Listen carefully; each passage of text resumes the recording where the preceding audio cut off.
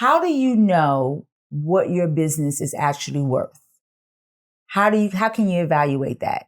So in retirement, if you need, let's say, 15 times your salary, that's one of the guidelines we go by. Right. And you're making $50,000, let's say you're taking $50,000 from the company. And so you would need about $750,000 in retirement or more.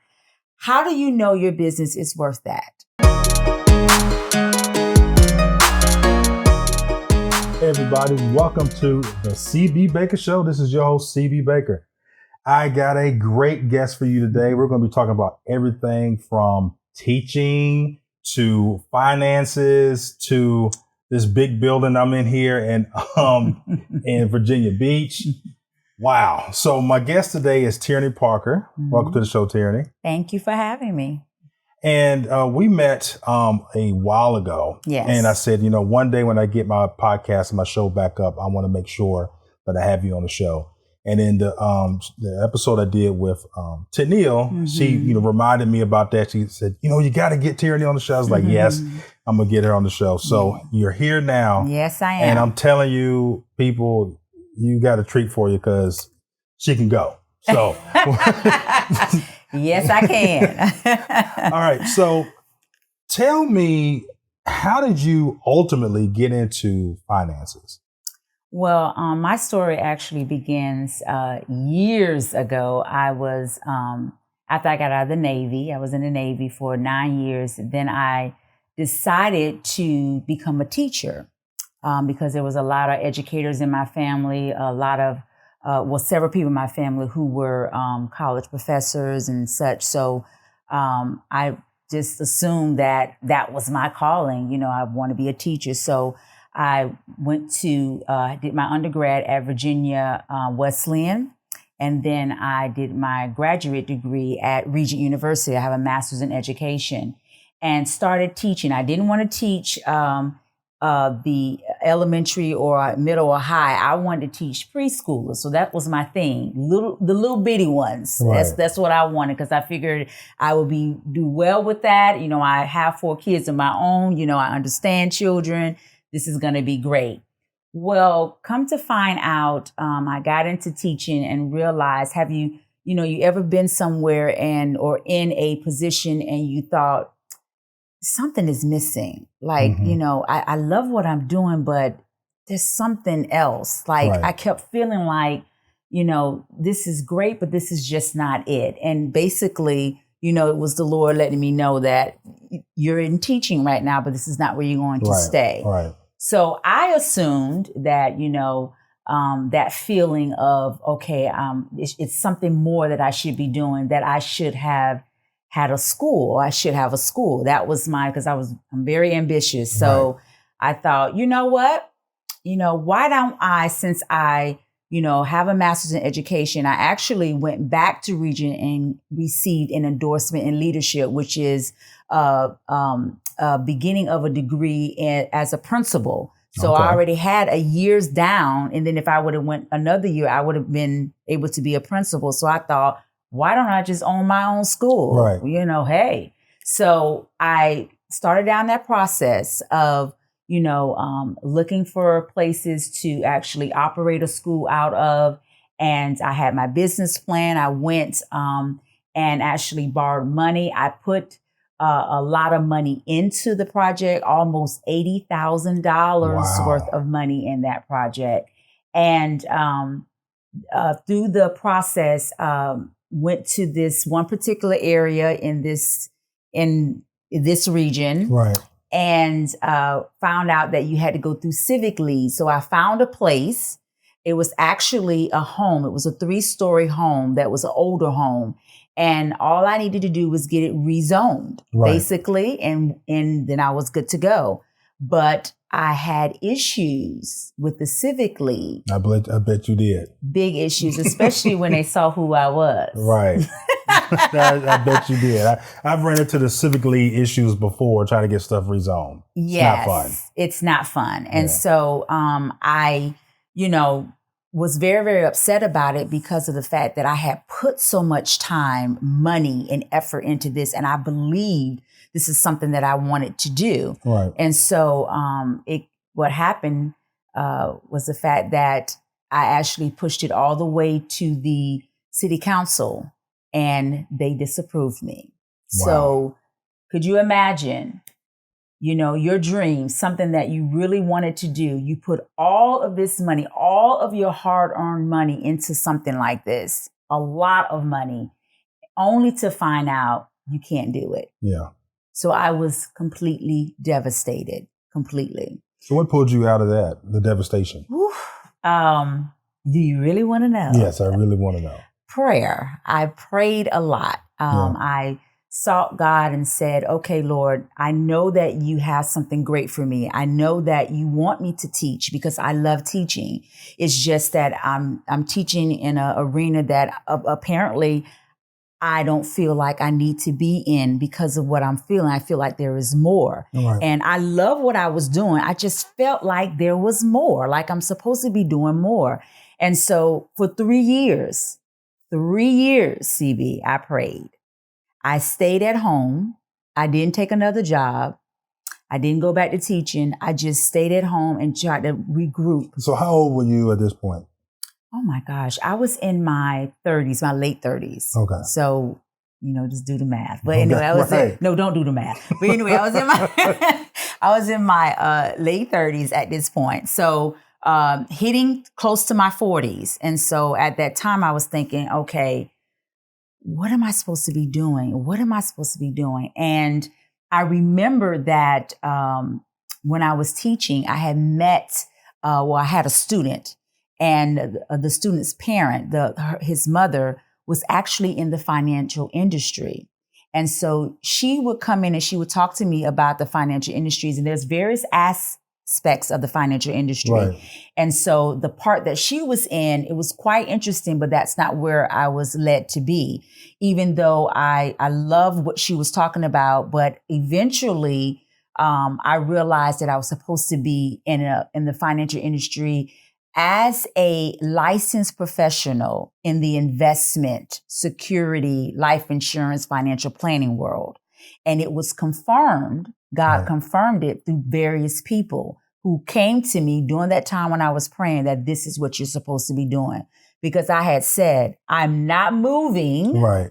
I'm not doing this, God, unless you want me to do this. Because I thought I was supposed to have my own school. Right. And that's a big transition. Yeah, it is. And matter of fact, when it was confirmed through people that, hey, you should think about being in the financial industry. And I started praying about it. I actually kind of backed away from it because I thought, should I really do this? But getting a security license or any security license, you have to be really smart. Right. So can I do this? And so at first I thought, you know what? I'm going to do it because I believe God wants me to do it. But deep down inside, I was thinking, this is not going to happen. So I had faith, but just a little bit. Right. That mustard seed, as they say. The mustard seed. But I had the sense to know that, you know what, if God is behind this, if he really wants me to do this, it's going to work out. And so, long story short, I took all three. I have 3 security licenses, took all 3 exams, passed them. Yeah. And boom, a investment firm asked me to come on board. And that's when we started rocking and rolling. So explain to me that feeling when you passed those tests. I was excited, but scared at the same time because I knew there's no turning back. Right. I knew that, okay, since God answered my prayer, then that means this is the path that he wants me to go on, which is a path that I would definitely need him to help me with. Being a teacher, I knew a lot about the teaching industry. I can teach with my hands behind my back. It was something that I did seamlessly. But now we're talking about being in the investment world and, financial planning and life insurance. We're talking about a whole nother arena that I knew nothing about, that I would need God for to help me. So I was excited and fearful at the same time.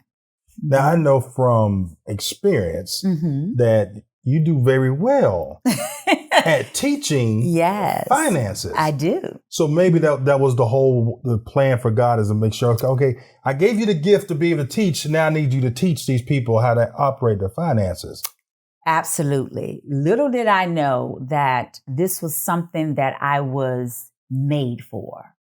God just knows who we are. He created us. And I had no idea that when I stood in front of people and talked to them about financial concepts that some may be aware of and some may not be aware of, and how to manage and multiply their money well, and different avenues and things that they can get into to help them, budget and help them understand how to build their net worth. I had no idea that I would love doing that.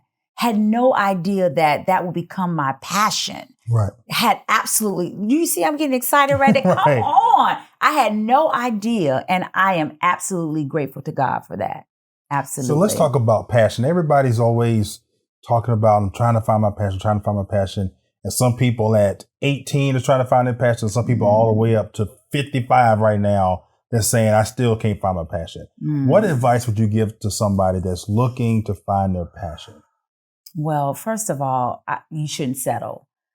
There are a lot of people, especially people that I sit with, a lot of them who they have great paying jobs. They have jobs that take care of their needs, but they are so unhappy. They do not want to be where they're at. They don't. And I don't want to be that type of person. I don't want that for anyone. So in understanding who you are, there are what I call those personality tests that people take to see what their personality is like and where they should be.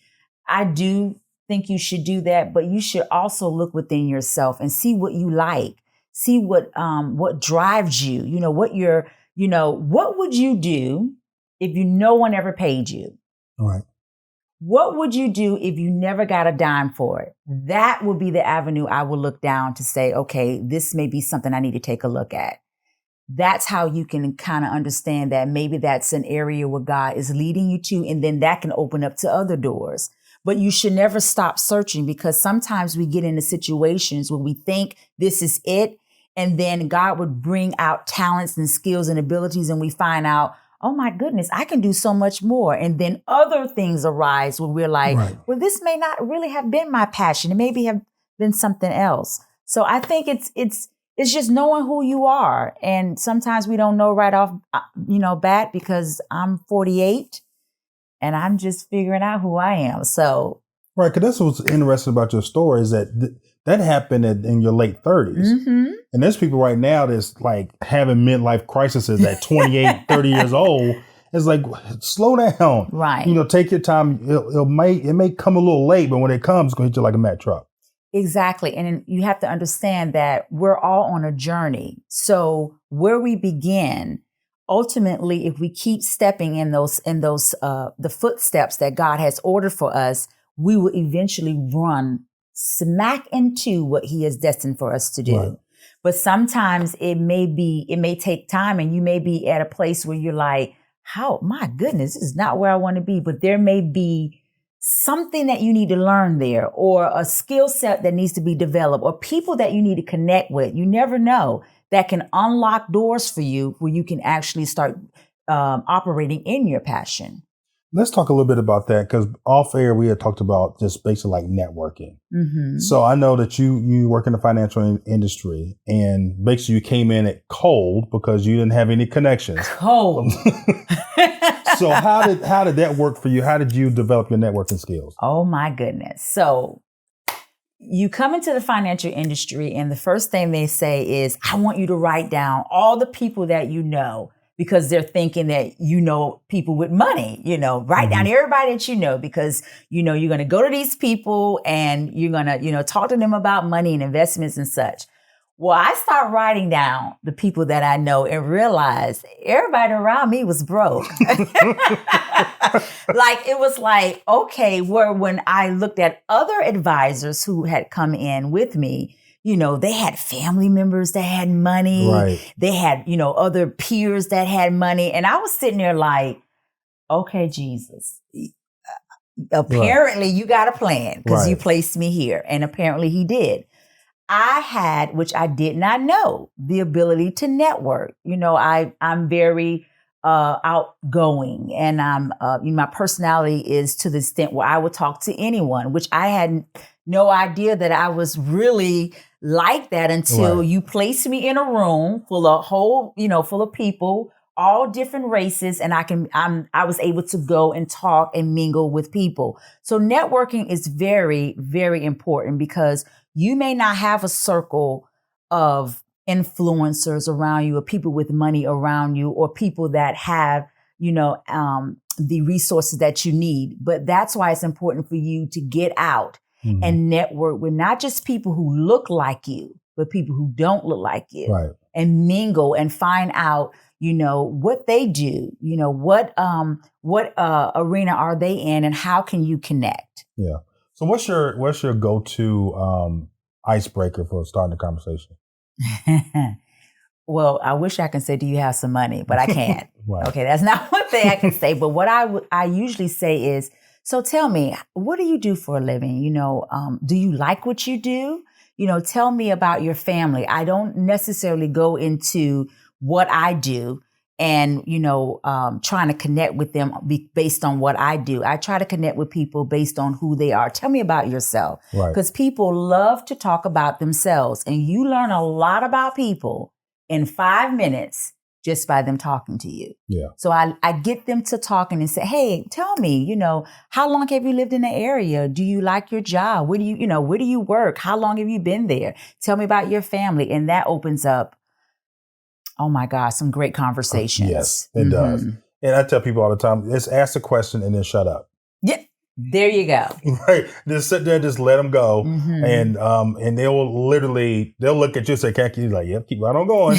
Because I'm an introvert. So You are? Yes, I'm an introvert. So I know it's shocking. I got a podcast and everything, but yes, I'm introverted. Mm-hmm. So, and my wife will tell you, like, if I go to a networking event, I will literally just be up against the wall.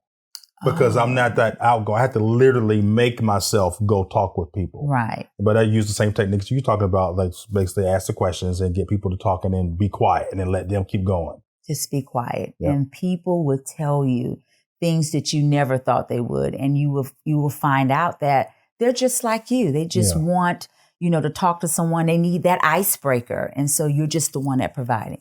I had a guy, I'm going to mention his name, Dr. Harris, great doctor down in Franklin, Virginia.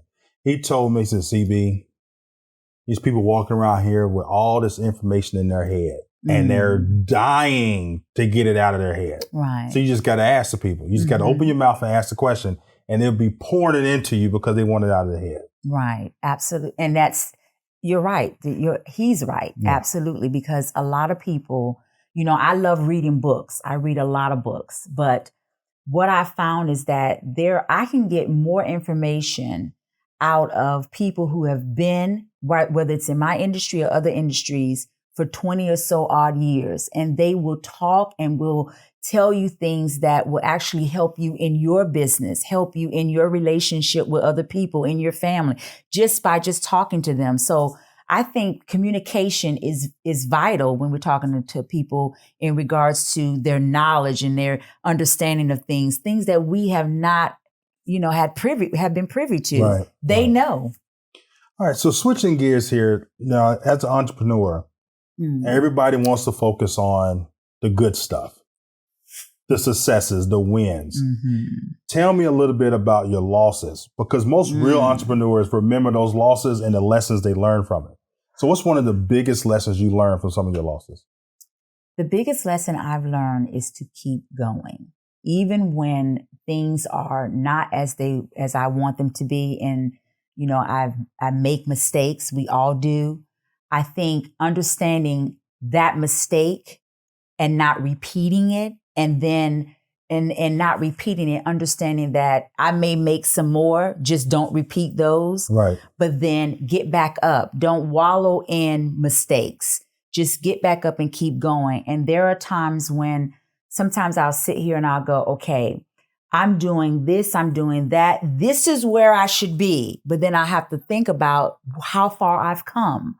So sometimes we don't think about how far we come. We just look at where we want to go to and not where we're at right now, and appreciate that moment. We're all on a journey. We just want to get to this destiny that we think that we have, when you're actually walking out your destiny at your current present state. It's just that you have to understand that and be able to know that, yes, I will make mistakes. I can learn from them, get back up, but never stop. Yeah. Never give up. That's my motto. Yeah. I will not stop. So how long do you give yourself to waddle in your little bit of misery? How long do you give yourself for pity parties? Well, see, I'm a little different. So for me, I don't even wallow in it maybe a day. Yeah. When I wake up the next morning, I'm saying to myself, this is a new day. Right. This is a new day. Everything that happened yesterday, it happened in the past. That's the past. It's a new day. So I try not to wallow in it past that day, because if you continue to let that fester and let that grow, it'll actually hinder you from progressing and moving forward. That's not what we're here for. We're here to go forward. So it's done. 24 hours. It's done. That's not even that. 8 hours. 8 hours. Go to sleep, wake up, boom.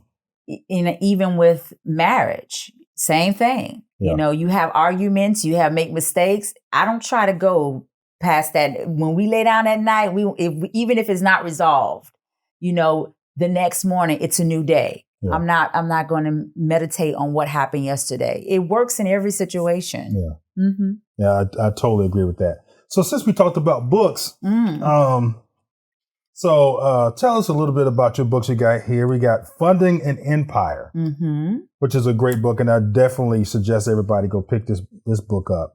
So what made you write this book here? Well, Funding an Empire, what my parents didn't teach me about money, is basically says it all. I grew up in a single parent home, and she didn't teach me a lot none of us, or my siblings, none of us, about finances, simply because she just didn't know. So we were never taught about investing, savings, the importance of life insurance. We were never taught about the, debt and interest and how to calculate that, because she just didn't know. Right. But she still taught us indirectly. So what we were taught indirectly was how to live paycheck to paycheck, which is dangerous. We were taught, how to go to family members and borrow money when we need help instead of having a savings. So indirectly, we were taught some things that were not right, because she just didn't know. Right. And so what do I do as a parent? Do I repeat the cycle, or do I stop that cycle? And so that's why I wrote Funding an Empire, what my parents didn't teach me about money, and then the financial therapy journal that goes along with it, because a lot of us have made big financial mistakes, and a lot of us have not gone past that. So how do you get past that? How do you evaluate what you've done in the past and then turn the situation around where you don't keep repeating those same financial cycles? That's what the book is about. Yeah.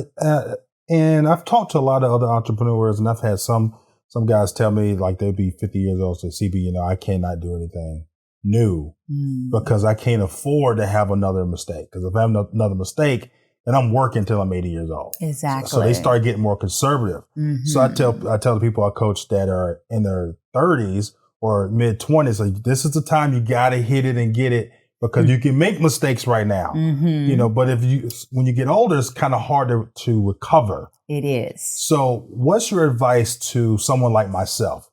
41 years old. I'm not quite at that point, but I'm not a spring chicken anymore, but I'm just now hitting like prime time. It's time to get stuff moving. Well, it's just like you said, it's time to tighten up.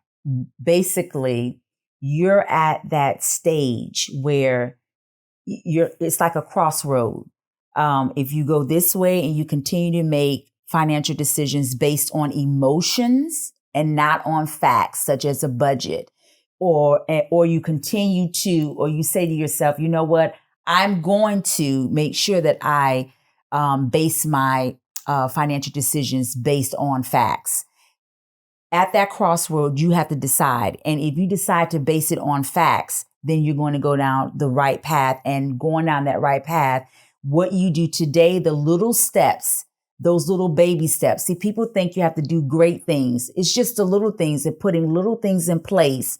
If you continue to do that, you will actually step into your future and change your whole financial destiny by what you're doing today. So even at age 40, you're at that crossroad because you're right in the middle where, okay, now I really have to pay attention to what I'm doing. Right. I can't keep eating out all the time when I know I need to save. I can't keep going in and out of debt. I need to make sure that, I'm building liquidity and not liabilities as what I've been doing in the past. And even though you're going to still make mistakes, but they're not going to be as detrimental because your mindset has to shift now. Where I am getting older, and because I'm getting older, it's very critical how I make decisions right now. Because like you said, in the future, I only have 20 more years and I'm in my 60s. Right. So in my 60s, I'm in a different, health-wise, I'm different. Mindset-wise, I'm different. So while I'm in my 40s, before I even get to my 60s, I need to make sure my mindset has changed to where I used to think, I have plenty of time. I could do what I need. I can live my best life right now. Right. Everybody want to live their best life. You're living your best life now, but is that at the detriment of your future self? Right. You have to think about that. They always want to do that till the invoice comes, and the invoice is coming. It's coming. Yes. It's and coming. while I'm healthy and strong, I can do some things now to bring more income into my home. Right. But at 60, that's a whole nother story. Yeah, exactly. So what is your number one advice that you would give, not a 40-year-old, but a 20-year-old? Oh, wow. That is a good question. Yeah, we got people, coming, get ready. They're 18, going into college. They're saying they're in college right now. They're listening to this podcast. What is your advice for them? Well, I would give them the same advice I gave my daughter when she didn't go to college. She actually started working. And so she started working for Anthem. And the first thing I told her was, tell me about their retirement plan, because pensions are going away. So where you saw grandmother when she retired, when your grandmother retired, she had a pension, something that actually paid her for the rest of her life. She had Social Security. Pensions are not going to be around for you. You have a 401k. So tell me about your 401k plan. And she began to tell me that they have a 401k plan and they have a Roth 401k. So I began to explain to her the difference and how it's important at age 20, the younger you are, to start planning for retirement now.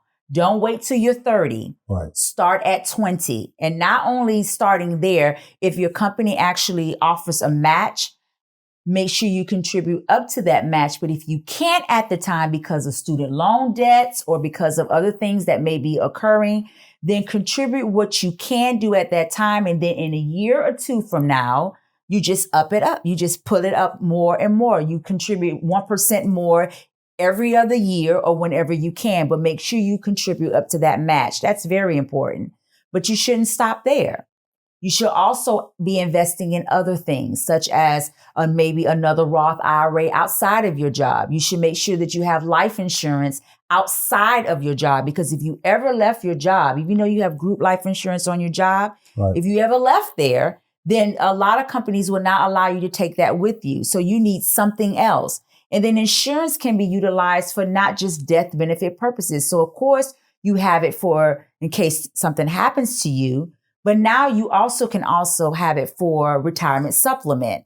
You want to have multiple things to pull from. And while you're 20, while you're young, this is the time for you to start building. Even though your income is not where it should be, your debt should not be where it should be, as where other people's are as well. Now, student loans, we don't have to account for that, because there are a lot of people who have student loans that are very, very expensive right now. Now I know you're in the financial. Can you comment on your opinion on the student loan debt that's going on and whether or not it's worth it? That is a very good question, because I'm going to give you an example in regards to my children. My oldest daughter didn't go to college. And at first I was very hesitant with that. I was kind of not upset, but I wanted her to go. But she said to me, this is not what I want to do. I don't have the mindset for college right now. I need to work. I am so glad that I respected her for doing that, because she started working, and now if she wanted to go back to school, of course, Anthem would actually pay for her to go back to school. Right. So, but I have other children. I have 4 kids. I have one that's in the Navy who decided he didn't want to go to college. He said, I want to join the military. And then, of course, they're going to pay for his college. But then I have 2 that wanted to go to college. And so with them, I didn't want them to have student loan debt, because I know what that means. Right. And so my husband and I have been paying, along with the military benefit that they receive from my husband, that has helped me get them through college. But what I have come to understand with people that I meet on a day-to-day basis who don't have those benefits, they don't have the choice of going into the military, or they don't have the choice of having the military benefit, and they have to do student loans. You have to count the cost. Right. Is this really worth it? Yeah. Because that cost is very deep. Yeah. And you will pay it. No bankruptcy is going to help you. Right. Nothing is it's going to, student loans, you have to pay them. It's not going away. So if you believe that, you getting this college degree and there's going to be a job available for you, especially if it's in the healthcare industry. So you have to look at what industry you're actually going into and what you're going to college for. That's another thing. Right. Going to college for certain things that are not, or certain industries that are not going to excel in the near future might not be the best interest for you right now. Right. So you might have to look at what is the trends now in regards to what is actually going to be needed in the near future. What industries are going to be needed, what job sources are there that I know it will be long lasting, like the healthcare industry. Right. Is this an area I should get into? And I would evaluate that. I would start there and then say to myself, do I, because there's a lot of business owners that didn't go to college. Yeah.